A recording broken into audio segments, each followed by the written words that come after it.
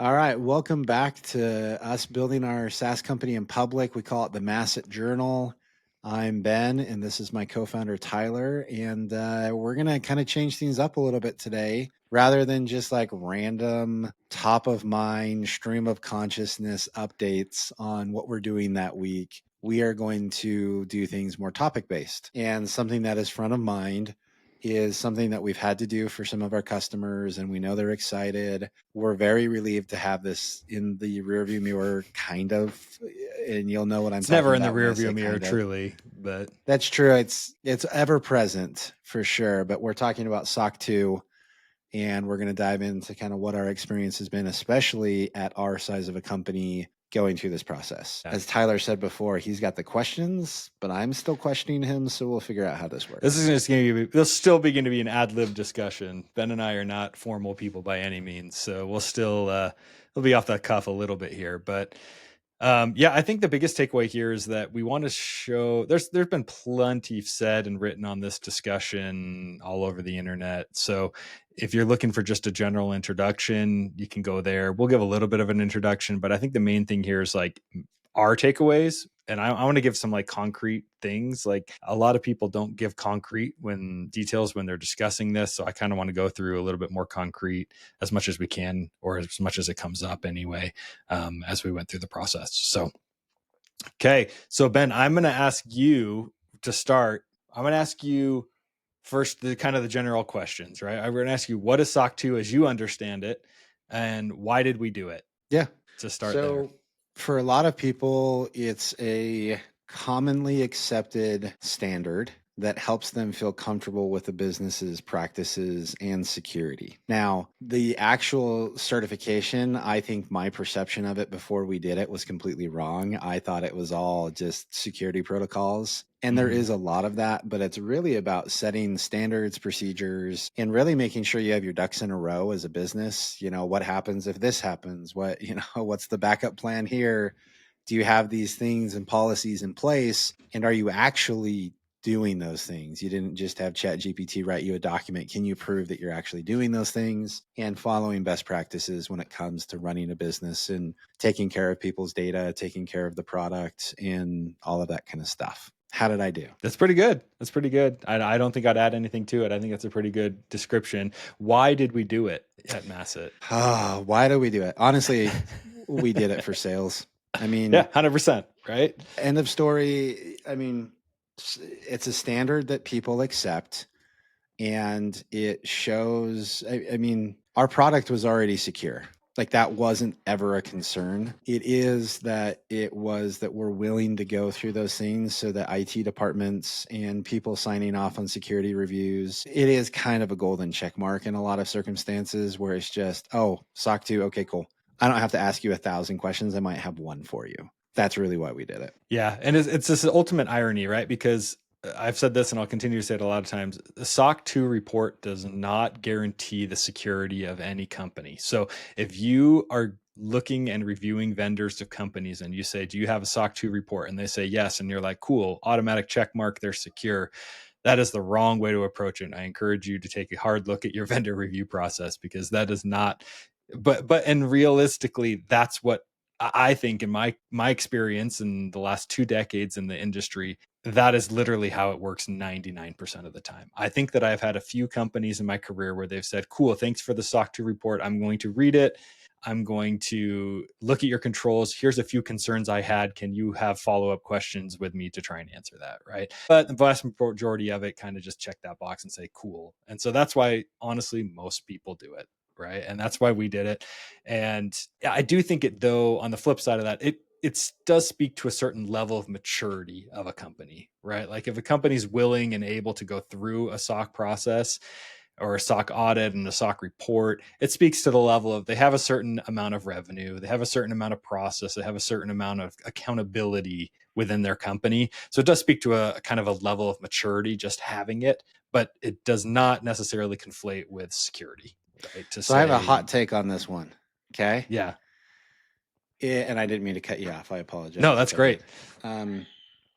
I think SOC 2 is actually going to be more relevant in the day and age of AI vibe coding, because it will show there are actual human beings at a business who understand the code base, the product, the processes, the policies, and are responsible for those things, as opposed to a fresh startup that vibe codes in a couple prompts a product.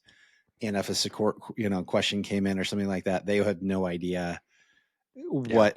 what to do or where to go. I think it does kind of show that you are beyond kind of a proof of concept and all of that kind of stuff. Yeah, it at least requires that you have a software development lifecycle policy, right? Then that's a kind of a policy that dictates how you develop software, your approach to developing software, who has to look at software. You still could have an SDLC that says we vibe code everything and we don't require anybody to look at anything. And it might still get through your controls, but it'd be some fun convincing of some auditors. So I agree with that. That's a good point. The other cool thing I thought that with the process is, like you mentioned, the magic words of auditors. There was a couple times where people came in to actually review what was going on at the company and doing those tests. You had the pen test you threw in there. You had the actual final audit, all that kind of stuff. You can hear my kids running around. This is what happens when you record Friday afternoons and your kids get out of school early. But Fun time. those things are cool. Like it's the outside validation that again, you didn't just write a bunch of garbage, but that people actually reviewed it and made sure that you're doing the right stuff. Yep. Cool. Well, I have a bunch of questions here. I'm running it through my very important ChatGPT generated script that is giving me random questions that we're going to talk about. The first question that came out of it is, when you approached your SOC 2 compliance, or geez, I keep saying compliance, when you approached your SOC 2 audit or report, what approach did you take in implementing it? And this is very specific to Masset, because the approach that we took, I don't say that is unique to. I've seen a lot of other companies approach it in a very similar way, but there is a range of doing this, right? And so I'm going to have you again, Ben. I'm going to have you jump into that. What was your understanding of our approach as we approach this, versus any other company and what their approach they might take? Oh, that's a tough one. From our conversations, though, a lot of it was, we are doing things the way we need to do them, but we're also doing them based off of where we're at as a company. We have to build to a degree. We have to do the right things, the policies and procedures. But, if there was a policy that is kind of a typical thing that just didn't make sense for where we were at and it would actually hinder us and our customers, we did rewrite those policies. We did those things to be a legitimate, we do live up to these policies. We're not just checking boxes. We are actually thoughtful about how we approach this and making sure that we as a business can stand behind what we're actually getting approved and whatnot. I don't know. I feel like that's probably how I'd articulate it. Yeah, I think that's a good synopsis. I think we both culturally were on that. The notes I had said, we aren't box tickers, right? Like, we didn't want to approach this and say everybody else is prescribing our controls, because when you go into a lot of these automated platforms to do this, and we could talk about this as well. One thing we said is, we don't want to do this fully custom either. We're way too small of a business to be having back and forth with and creating our entire own policy framework and our own control framework, right? Like, we're just way too small to be dealing with all that.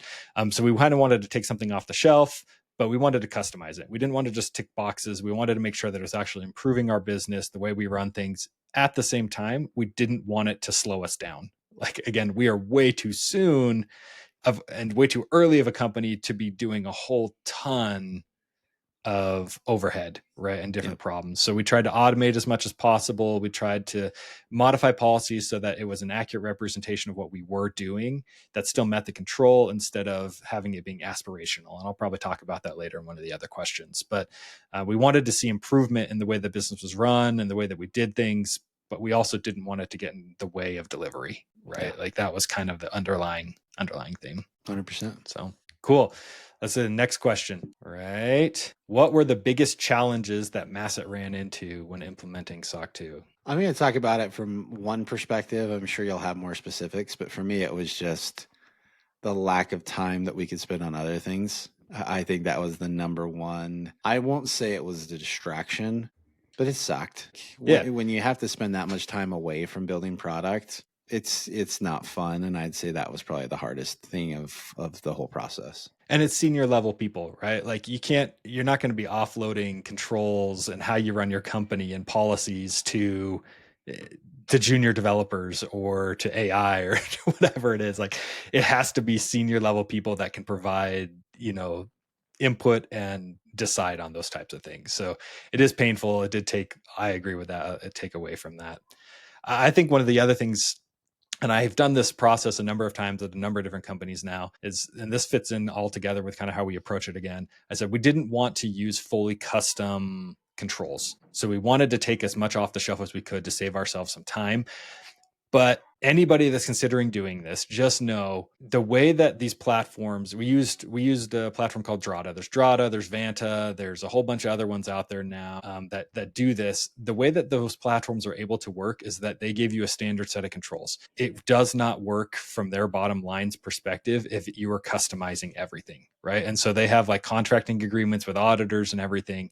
So I think the hardest thing that I struggled with, and I knew this was going to be this way going in because I've struggled with it every time, is how do you adopt the controls and the policies to your company to the point that it makes sense for your company, but that you're not invalidating the entire audit process, right? Because like there's certain checkbox you have to hit, and it's kind of subjective. Like it's kind of subjective of whether your controls do or don't meet that. So like if you go through and modify, they gave us 150, 200 controls, and you go and modify every single one of those, a lot of those platforms are like, we don't know how to deal with this because the auditors are trained to go through these standard set of controls. And if you give us another one, it's just, you're going to end up paying $20,000 to an auditing firm to go and verify that all your controls meet the SOC 2 stuff, right? So I think finding that balance, it was kind of difficult. They gave us a set of policies that were generally applicable, but changing things, removing things, manipulating things, and knowing whether that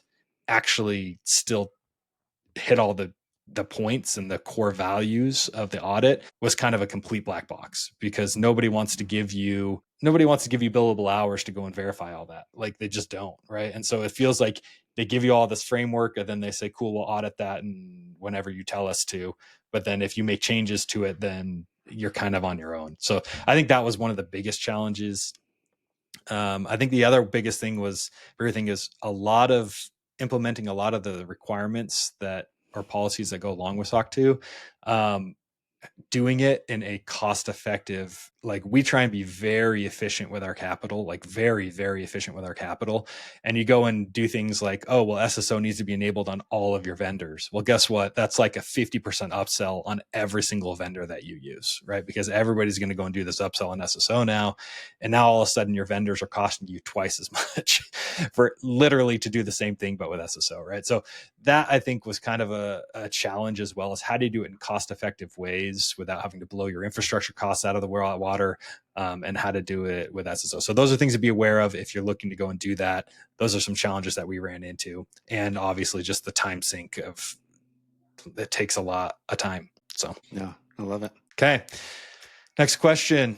I'm gonna have to answer this one. What overhead did it lead to? So what overhead did it lead to? We talked about we wanted to have this whole process be minimizing overhead, and I went and actually calculated this out. So there's a lot of things. I'll say this: we tried to automate as much as possible, right? Like that should be, if you're approaching SOC 2 and you want to do this, try and automate as much as possible. But there is definitely a law of decreasing benefit to automating something that you're going to be doing 1 hour every month or 1 hour every year even, right?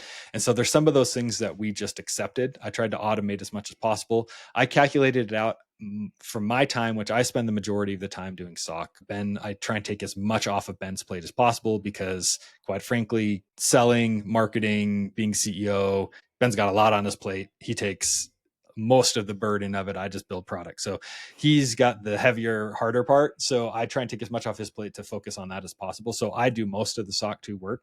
I calculate it takes me about 16 hours a month of my time ongoing. So 2 days a month I spend exclusively on, and that's on average. Like it ebbs and flows. Some months, like the beginning of the year, much harder, because we're doing like disaster recovery tests. We're doing penetration tests and remediation. We're doing incident response plan tests, and those can take a day or two just alone on each of those. And so it kind of ebbs and flows, but on average, I'd say about 16 hours a month. If I automated a few more of those pieces, we might be able to get it down to 12 hours a month is my guess.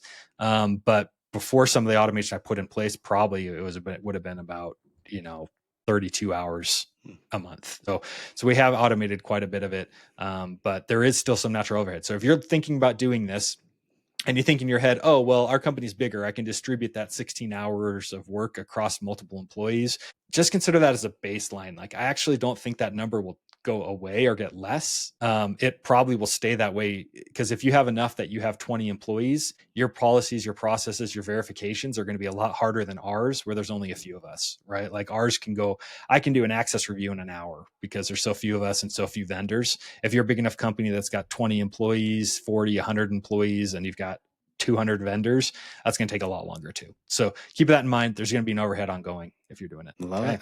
All right. Why did you do it? We already talked about that. What's a funny takeaway or experience you had while doing everything required for SOC 2? Do you have any funny experiences or learnings that you had, Ben, as you're going through this? I think the funniest things for me were all of the random Slack messages I would get from you at random times of, I got to do another thing for SOC 2. And just like hey, can you take a screenshot of this for me, please? Yeah, exactly. Hey, I'm going to need you to do this real quick. And it's just one of those things where it's just like it was fun to kind of get to know. I mean, first of all, you knew what you were doing. I think one of the funniest things about all of this and interesting things is you've done it several times and it's still a big workload. I just can't imagine what that would look like for like someone an else who enterprise hasn't level done company this before. or if somebody has never touched it. Yeah, like that is a skill set and something like I can't imagine how long it would have taken had you never gone through that process before. It would have been brutal. Probably less time, honestly. But it probably would have been like 8 times as expensive, right? Because that's when you're doing a bunch of hiring and stuff like that to get people to help do it. But it was one of those things where it's just kind of fun to see the ongoing, okay, we're closer, go do this. And just like the ever present, I'm like, wow, there's a lot that's involved with this. And I'm so grateful I don't have to do any of it besides what you asked me to do. So that was kind of the funny part, is like, I feel really guilty that I don't have to do most of this work. That's great. Yeah, there's a lot of that for sure. I don't know if I necessarily, there's one funny experience I could think of, just with, it kind of speaks to the nature of SOC 2 a little bit. There's one control that came standard out of the box, and I think I laughed with you about this before, but like, it specified that we needed to have leak protection on our systems, right? And so as a technical person, I interpreted that as, oh, we need to have data loss protection, which is something we do have in place. We already have it. So I ticked the box, said, cool, we have data loss protection. And then I got a note back from our auditor. It's like, no, this is actually talking about like leaks. Like, this is talking about like water leaks and stuff. And I was like, well, we're like a cloud first company that's fully remote. But according to the way the control was worded, it was, I don't remember the exact specific wording, but essentially said like, massive controlled workspace has to have leak detection. And obviously the intent of the control is like, hey, are your servers protected? Are you're not gonna have flooding issues with your infrastructure and all of that. But like, the way it was worded, I was like, cool, well, now I got to go buy a bunch of smart devices to go and send to Ben's house and all our employees' houses and my house. I'm going to plug in these like water detection and take screenshots of everybody's houses with these water detection things, which is obviously ridiculous, right? Like, it's kind of that kind of dumb thing where it's like, if you're not really careful with the way that you word your controls, you're in charge of those. And so it's like, all the auditors going to come in and say, hey, you need to prove that every massive controlled space has a water leak detector on it. And it's like, I don't actually care about that. I don't care about having that in my house, right? My infrastructure is fully contained. So we just made a slight tweak to our control wording, and it wasn't a problem. We moved on, and it was all good. But it kind of speaks to like the nomenclature, some of the silliness that you deal with when you're going through the process. So what's funny about that though is every house I've had, there's been like major water leaks. So I already have water sensors throughout my entire house that like detect any kind of water leaks. Mostly it's when my kids are like up to no good and playing with water stuff in the house where they shouldn't. But it has saved us once or twice. So I already have it. I'm just imagining every year I send a message to Ben, hey, can you send me all the screenshots of the Yeah. water detection on all your faucets and all Yeah, your exactly. toilets? Send this over to me. Yep. I appreciate Yep. it. Yep.